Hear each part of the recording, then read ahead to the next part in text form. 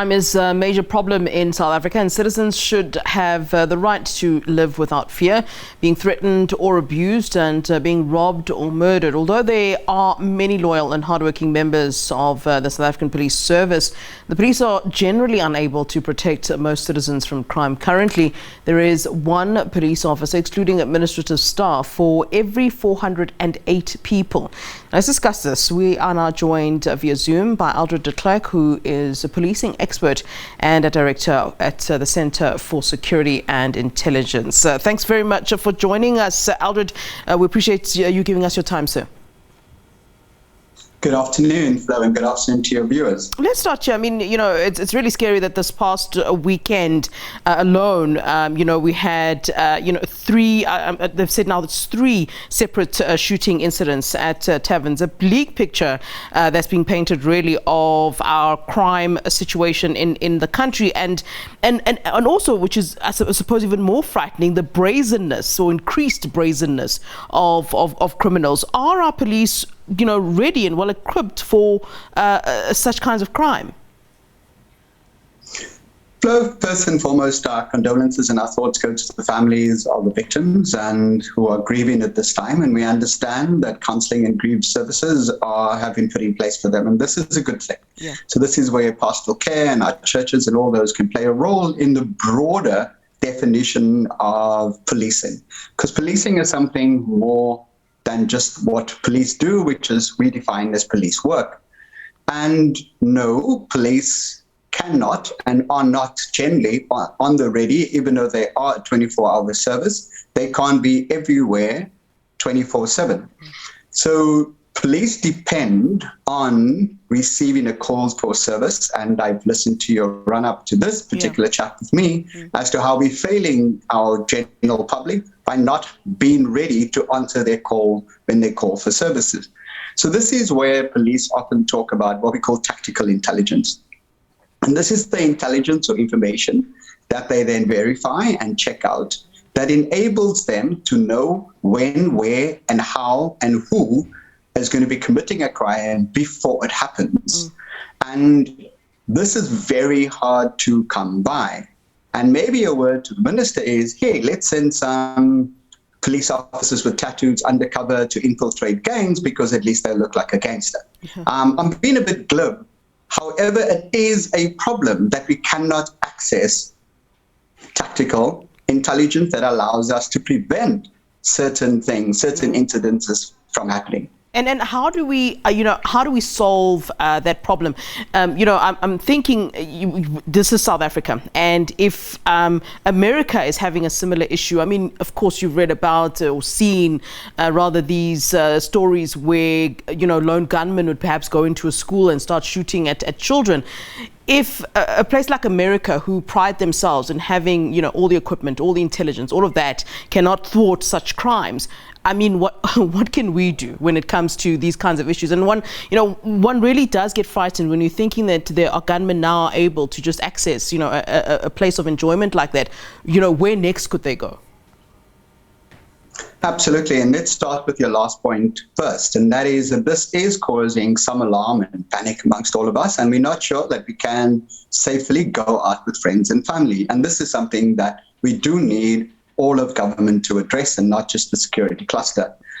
The response to this is both a state response, and there's a lot that can be done. And we've heard that, unfortunately, the tavern owner and two of his employees are now facing charges because we don't have regular inspections, we don't have regular compliance checks, and we don't have an army, if you can excuse the pun, of inspectors going around ensuring that places are compliant. Yeah.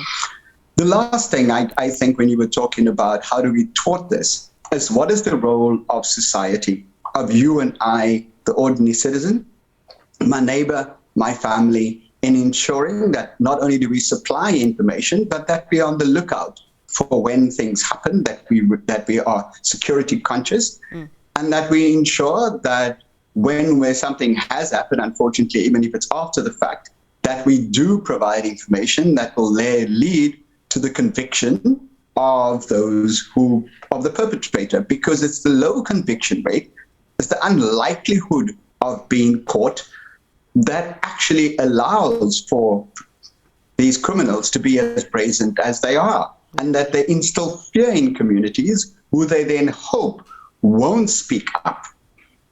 And that is part of the equation that, and unfortunately, the paralysis on the side of our community and the fear on the side of the community that we have to break. Yeah.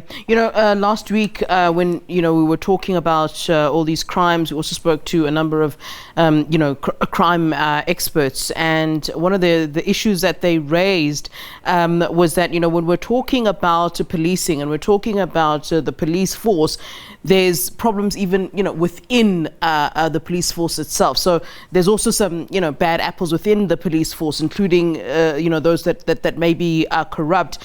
For example, where we have, confiscated weapons or guns sold back into the black market by those police.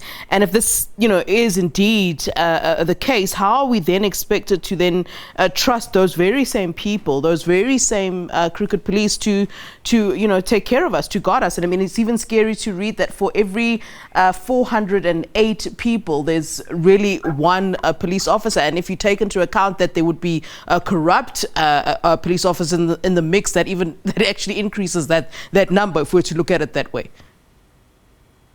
Absolutely. And we've got to be wary, though, when we talk about 1 to 400, 1 to 450, because generally most South Africans don't have a need for the police on a daily basis. And that's a good thing. Yeah. Yet you are absolutely right. We do need to bolster the police. Do we need to bolster the police and recruit an 18-year-old and arm him or her with a gun and a club and say, go out and police? No. Maybe we should be looking at taking ourselves seriously. We have a raft of recommendations going all the way back to the Goldstone Commission, more recently the Marokana Commission, the Marokana Inquiry, the panel of experts, the various task teams that's been set up. The fact that we're not seeing movement on critical recommendations is a question of where is the political will. And when I say political will, I'm not saying where's the bad intent. No, because if you fail to simply honor, you accept a lot of recommendations, including the National Development Plan 2030, which we signed off on. That says something, for example, that every senior and officer in a critical position should be subjected to an integrity test, lifestyle audits, competency audits. And this is where Minister Mbalula, back when he was Minister of Police, started a process of saying, am I in a particular position fit for purpose? Am I fit to command? Am I fit to supervise? Am I fit to lead? Am I fit to manage? And we have to make the distinction between management and leadership within the police, command and supervision, to ensure that the people who play those critical roles in guiding and coaching, mentoring and supervising others are actually people with integrity. Because I want to venture that it's a little bit more than just a few bad apples. We always qualify what we say by being very direct and saying not all police are corrupt. And most police, I would want to believe, because a lot of them are my friends, are actually hardworking, and we fear for them every time they go out and do their job. However, we should also look at what is the institutional culture of the police. The fact that we continue to call the police in daily talk a force, whereas the police formally is a service. Their culture don't speak to that of service. So when we demand at a restaurant or at a hotel or a place of hospitality a particular quality and standard of service, we as South Africans have not set down the service standards for what daily routine police work looks like. We simply haven't. We haven't defined it. We haven't demanded it. And we haven't held people accountable once we've set that criteria. So maybe that's a conversation that I know what I would like to see from the police. I would like to, I know what, and I'm sure you do, Flo, and everybody else who's going to, of your viewers, have a sense of how would they like to be treated with dignity? What they would like when I make a phone call. Would I like somebody to call me back? When I do call and somebody's late, would they say, hey, Wena, I'm sorry I'm late. We had this amount to done. We're here now. how can we help? Yeah. However, if the police is late, we may see a loss of life, we may see an injury, and we may see critical damage being done. So to my mind, we have to engage in a conversation about what kind of police we would like, what kind of police do we deserve, what kind of policing services, and at what quality standard, and who should compromise, who should actually be part of our police service. And for that, we need a flatter structure, not as top-heavy as it is, with lots of people with little pips and castles on the epaulets. We need functional police officers who's willing to work the beat, who has pride in what they're doing, and consider you and I not consumers, customers, or clients of theirs, but they consider us citizens and the general public whom they serve, whom they are beholden to, and ultimately who they are accountable to. All right, let's leave it there. Thanks so much, Eldred, for engaging us on this topic. Much appreciated. So thanks for your time.